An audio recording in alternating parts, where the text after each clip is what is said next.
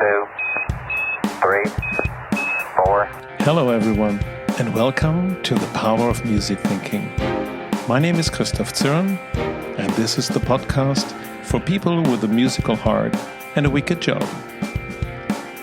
We're looking for stories, insights and tools from the big world of music to inspire leaders and followers to listen, tune, play and perform in whatever field you're operating.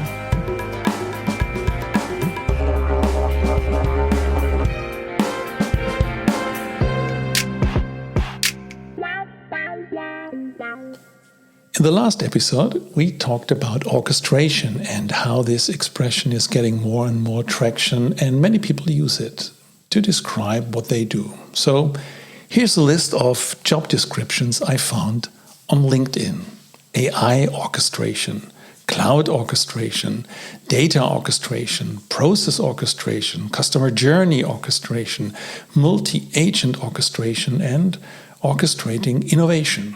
So, fun fact here, when I asked my friends and colleagues if they also noticed that the word orchestrator is used more and more in a non-musical way, most of them replied, no, never heard about it.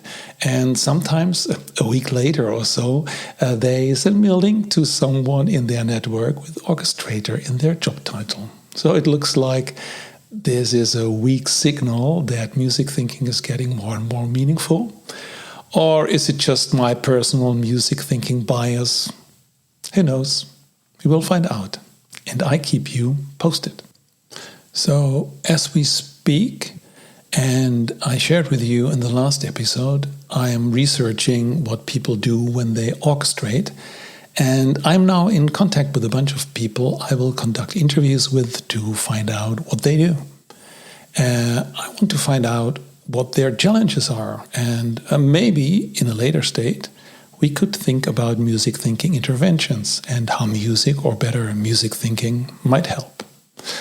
I'm also in contact, as you have expected, with musical orchestrators to understand what they're exactly doing, so then we can compare it, and maybe this will be a podcast or a talk with different people. I don't know now, so we will see. But that's for another episode, when I have more results from the research. And by the way, if you have something or someone I should know, please drop me a line via the usual channels. But today, it's not about orchestration. Today, we speak more about improvisation. And that is something I don't see in a job description, for example. So there's no AI improviser, customer journey improviser, data improviser, or a course with the name Improvising Innovation. So let's see where this will lead to when we dive more into it. So let's try something different today.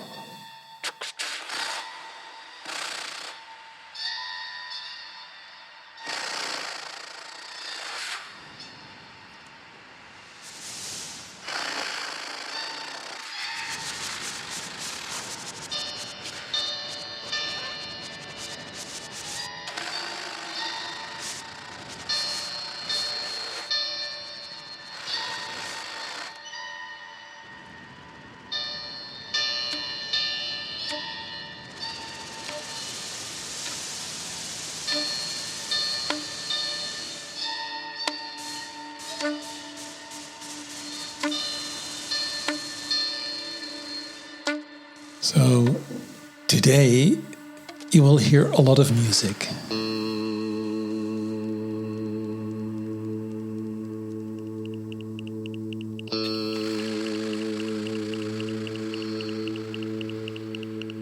And I will explain how music thinking and thinking music relate to each other.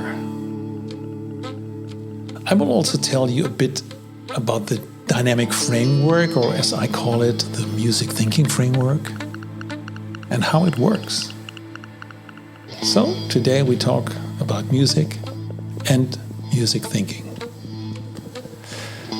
But first, let's have a look where it all started.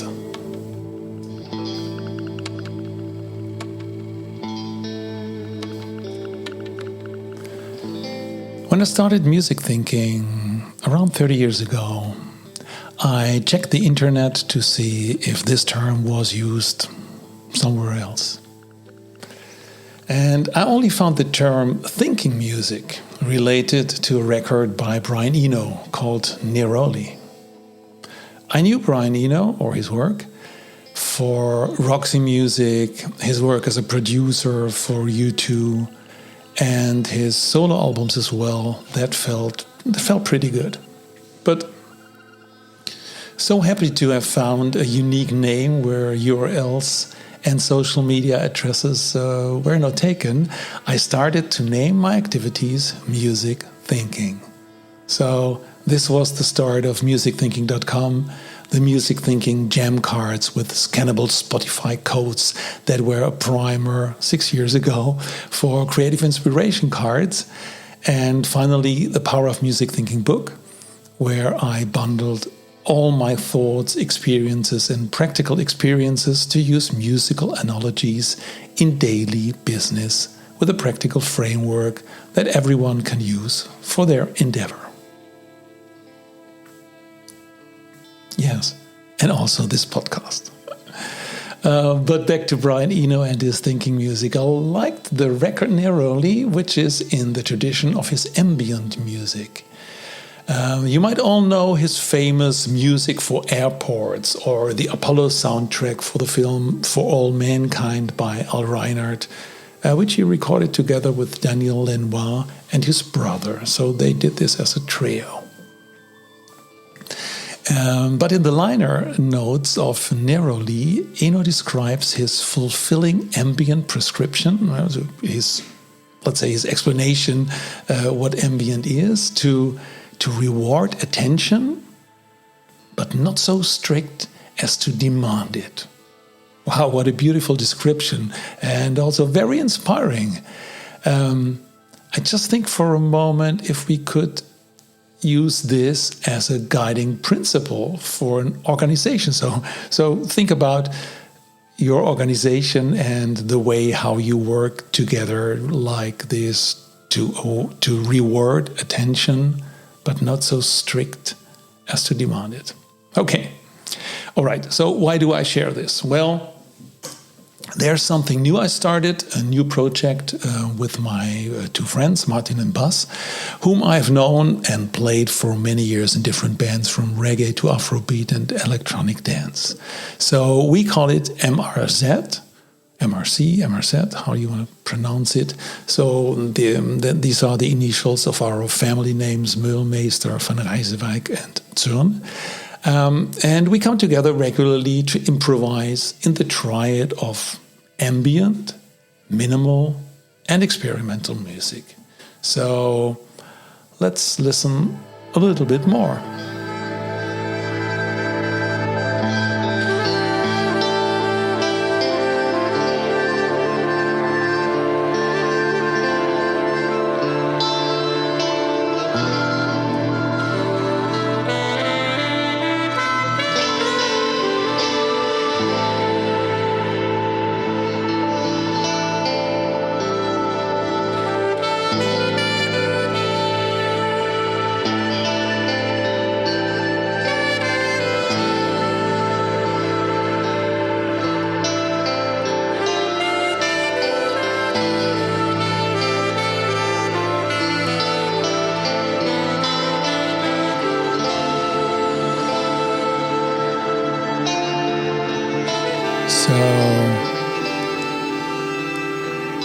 So when we come together, we first decide what instruments we will use.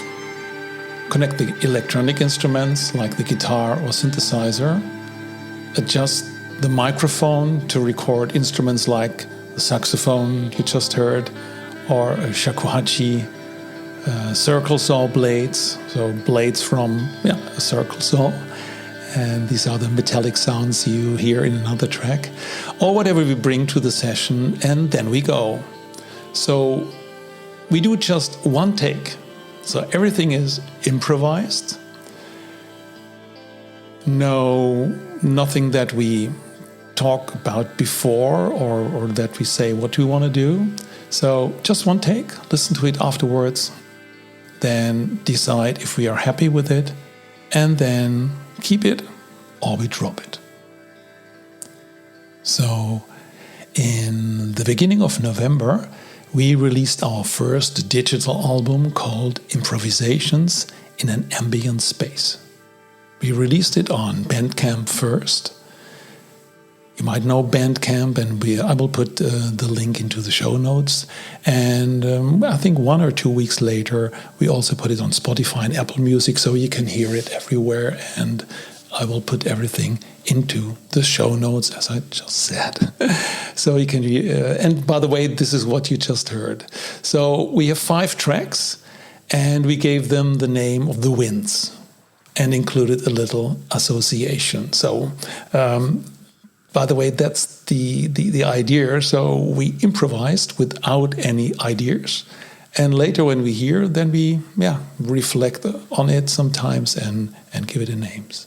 So, but the intention is that everyone can listen to it and let their minds drift. Whether looking out of the window while sitting in the car or in a train or plane or whatever. Or if you're just working. So, and you want not that silence, that dry silence, and you just want to have a little bit ambience around you. So I will play for you the second piece, and the first one was called West. You also heard the guitar, so there are many references also, as you might know, that the first Apollo that went to the moon, people were asked what kind of music you would like to hear when you fly into the moon, and they brought little cassette recorders with them, and in that time they were listening to a lot of country music, so the guitar, that guitar sound.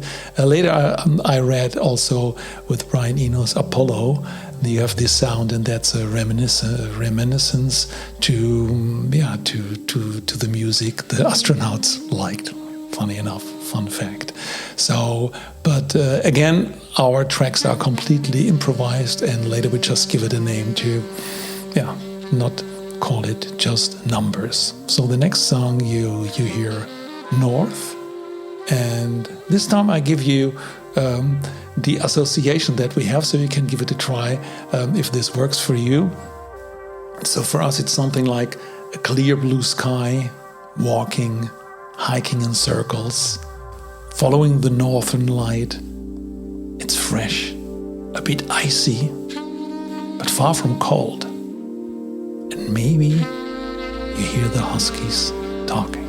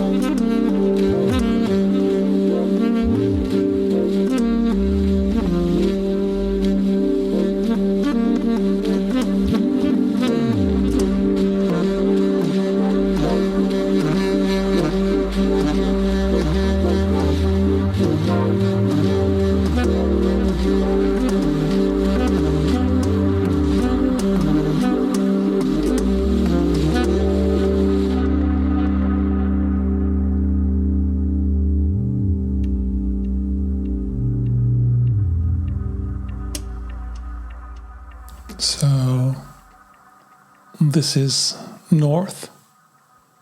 And maybe good to explain what you hear. You hear synthesizers, guitars, and also a saxophone.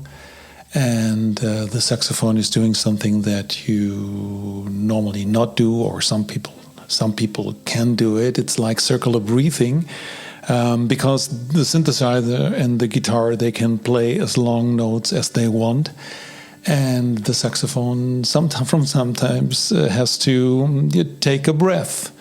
But there's one technique, it's called circular breathing, that when you run out of your breath, that you for a short moment, you put your air into your cheeks. And while you just press the air from your cheeks, that's the moment when you breathe in through the nose again, and then you play. So that's something that the saxophone just did there, and it's and it gets a circular idea. You get a rhythm, and you also hear the sound of the pads from the saxophone, and that's intended. So everything is a sound, and this is what we do. And by the way, that circular breathing thing, we will do a new record in December already.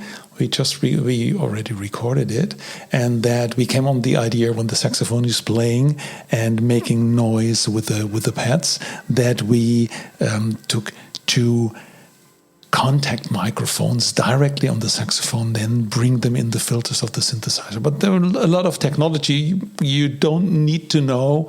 I would say just enjoy what you can hear. Hopefully you like it, and hopefully you get new ideas and think based on inspired by this music.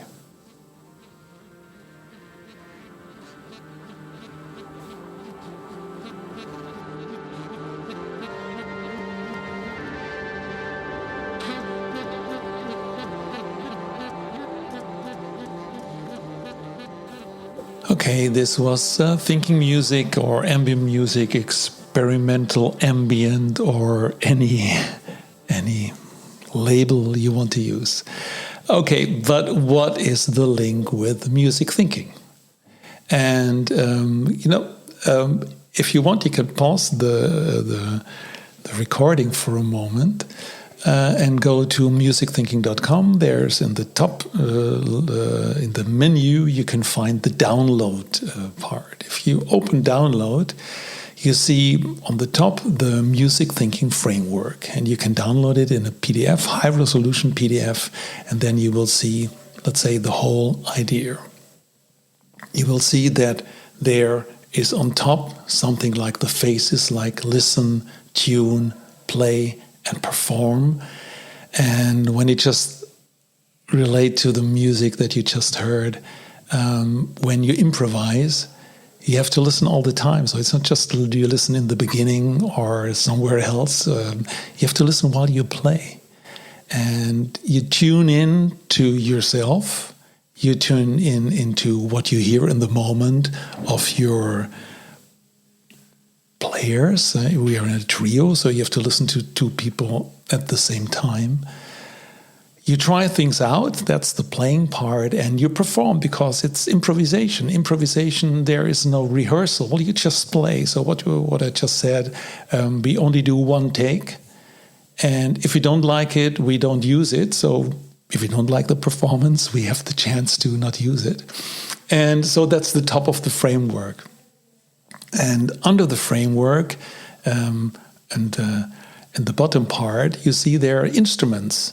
And in business, there are instruments like customer journey, a persona, Lego serious play, a brand book, or anything else that relates to different cues. And the cues, they are in the middle, and there are centers where you can play or play around with. Like there's a cue for empathy, that's listening and understanding, empathy having with a person, or also the context, the environment, the planet. There's one cue called personality. It's about being and becoming. So if you be, but if you're active, you're always in the change. And for an organization or a brand, that's interesting to understand who they are, their being, how they are perceived by other people, and also what they want to become. Maybe they want to change. Maybe they want to change the way how they produce, like from a linear way to a circular way, or they want to go in a different direction. So it's being and becoming, and it's the same. And it's like a personality playing music, like you know what you are, you know what you like, and while playing together, improvising together with others, you're becoming someone else. And at least the three of you, become someone else. And the music is more than just if you would play alone. And this all leads into something that I call score. And also score has two sides. It's like showing and doing. And this is sounds maybe a little bit abstract, but the score you could relate in, let's say, in classical music. This would be the musical score, where a composer has written everything down on exactly instructions, and then the composer might have also orchestrated this idea for different instruments, so decided which melody and which timbre, which sounds go together, and who's playing what, and how do you play with it. So in the orchestration, and at the very end, you have a conductor and orchestra that has to play it. Or score can also be like in jazz music, where you have the melody and you have the choruses, and then you can play based on it. And that's actually something that I call, there are two ways to work with this. Oh, hang on, I forgot one important one, and that's the jamming. Jamming is, on one way, opening and sensing. Opening meaning you have to start to play and to bring something to the table, and your colleagues, your musicians that play with you, they sense what you want to do next, and then you can go and play together on that part. So there's that sensing and opening, but there's also the playing part, the exploring part, and also the creating part. And what I did in my framework, I said, there are two different ways how you can see this. One is like jamming before a score, and the other is jamming after score. Now let's take the last one. Jamming after score means you already know what you want to do, you know what you want to play. So like I just said, in the orchestra, there's a score. Or in the jazz, you have the chorus line and the chords.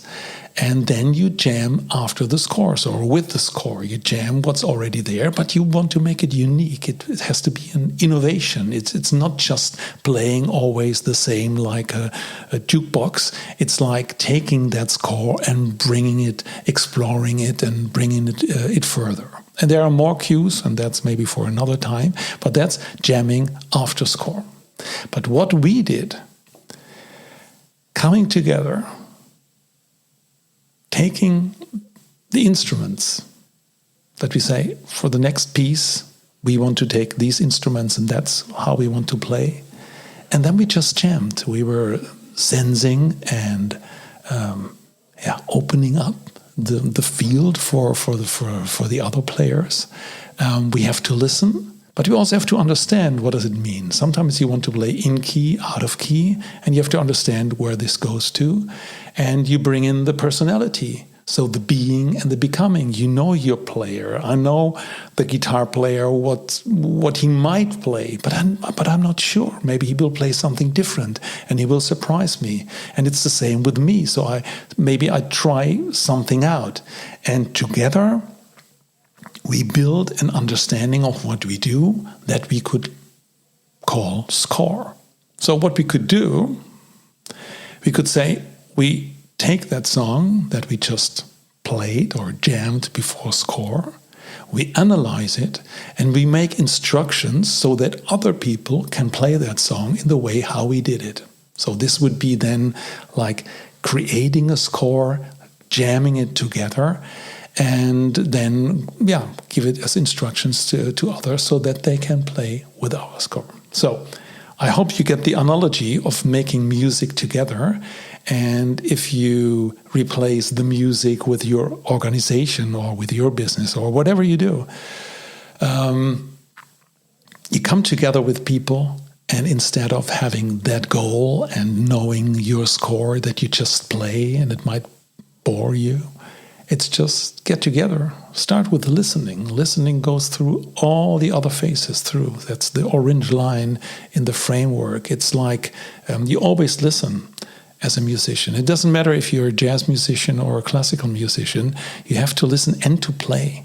That's like talking and listening. And often we know in business that some people just listen to the moment that they then can talk again. So it's like real generative, like playing together and bringing one thing to the other, to that what very abstractly what we can call score or understanding or our showing and doing, so that we can scale it and make it bigger for others. So that's the link between what we just did in what I say, jamming before score. That's the music you just heard with the thinking music from MRC. I think that's it for today. So I would say, please go to the musicthinking.com, have a look at the framework, or you might even have a look into the book. So there's also, I think, a few passages from the book that you can read where everything is explained, and see if this analogy works for your business, for your organization. And you see, you even can explain music with it. So thank you very much. The last thing, I made a playlist of songs I talked today. So like Brian Eno, Neroli, the Apollo thing, and also MRC. So there's a playlist on Spotify to let you work and dream and look out of the window in the cold that we have at the moment in November, December. And thank you very much for listening.